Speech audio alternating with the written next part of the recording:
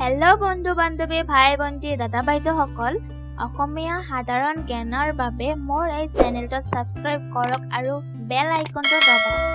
মোৰ এই চেনেলটোত মই সাধাৰণ জ্ঞানৰ ওপৰত ভিত্তি কৰি কিছুমান সৰু সৰু প্ৰশ্ন বাছি উলিয়াই আপোনালোকৰ আগত আগবঢ়াইছোঁ মোৰ এই চেনেলটোত 10টাকৈ প্ৰশ্ন আৰু লগতে 4টাকৈ উত্তৰ দিয়া হৈছে ডিসক্ৰিপশ্যনত লিংকটো দিয়া আছে আপোনালোকৰ শুদ্ধ উত্তৰখিনি লিংকটোত গৈ দিয়ে যেন যদি আপোনালোকে 10টাকৈ কোৱেশ্চনৰ সঠিক এনসাৰটো দিব পাৰে তেন্তে মোৰ এই Assamese GK চেনেলটোৰ তৰফৰ পৰা উপহাৰ প্ৰদান কৰা হ'ব প্ৰশ্ন উত্তৰ দিয়া সময়সীমা 3 দিনৰ ভিতৰতে দিব লাগিব সেয়ে গতিকে আপোনালোকৰ মতামত দিয়ে তেনেহলে আহক বন্ধুসকল আমি প্ৰশ্ন শিতানলৈ আগবাঢ়ো প্ৰথম প্ৰশ্নটো হ'ল হোলী কোনটো মাহত পালন কৰা হয় এ ভাদ মাহ বি ফাগুন মাহৰ পূৰ্ণিমাত চি চত মাহত ডি আহিন মাহত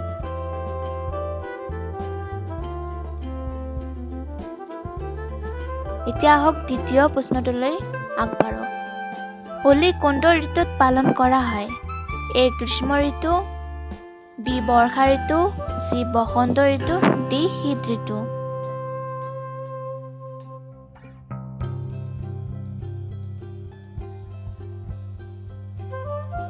তৃতীয় কোৱেশ্চনটোলৈ আগবাঢ়ো ভাৰত নামটোৰ উৎপত্তি পুৰণি কালৰ কোনগৰাকী প্ৰতাপী ৰজাৰ লগত সম্বন্ধ আছে এ মহাৰাণা প্ৰতাপ বি চন্দ্ৰগুপ্ত মৌৰ্যই চি অশোক মৌৰ্যই ডি ভৰত চক্ৰৱৰ্তী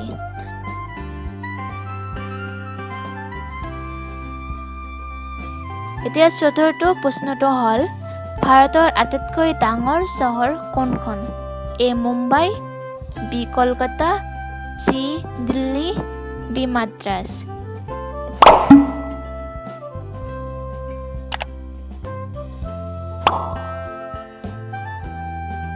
এতিয়া পঞ্চম কোৱেশ্চনটো হ'ল ভাৰতৰ আটাইতকৈ ডাঙৰ ৰাজ্য কোনখন A Uttar Pradesh B Maharashtra C Rajasthan D Madhya Pradesh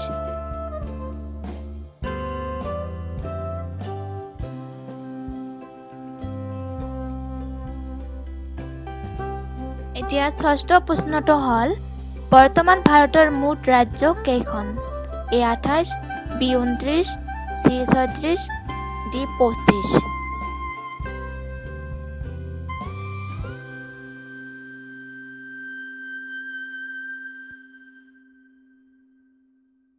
আহক সপ্তম প্ৰশ্নটো লৈ আগবাঢ়ো ভাৰতৰ আটাইতকৈ ডাঙৰ নদীখনৰ নাম কি এ গংগা নদী বি ব্ৰহ্মপুত্ৰ নদী চি গোমতী নদী ডি চম্বল নদী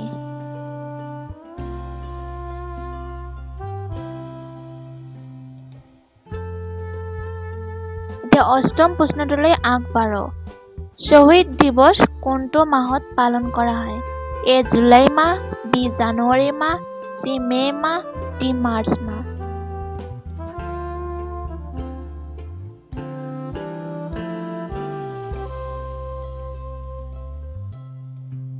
এতিয়া আহক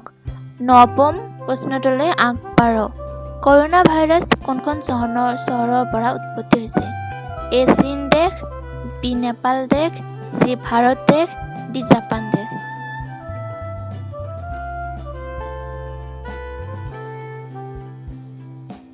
এতিয়া আহক অন্তিম প্ৰশ্নটোলৈ আগবাঢ়ো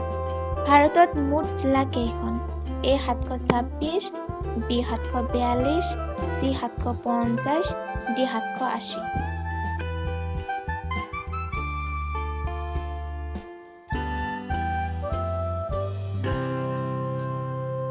মোৰ ভিডিঅ'টো ভাল লাগে আপোনালোকৰ